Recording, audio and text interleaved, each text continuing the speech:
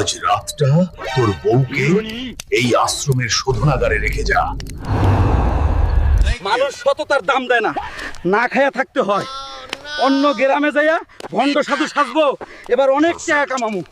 এই গ্রামটা অনেক সুন্দর আর এখানকার মানুষ খুব সহজ সরল। ভয় পেও না, আমি মানুষের উপকার করতেই এসেছি।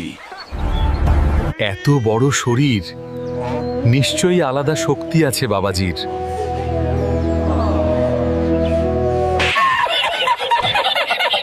বাবাজির দোয়ায় সব সমস্যার সমাধান হবে।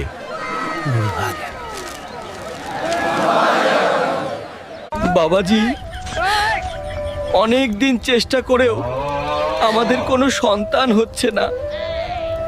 তোর বউয়ের অনেক দোষ আছে, এই দোষ না কাটলে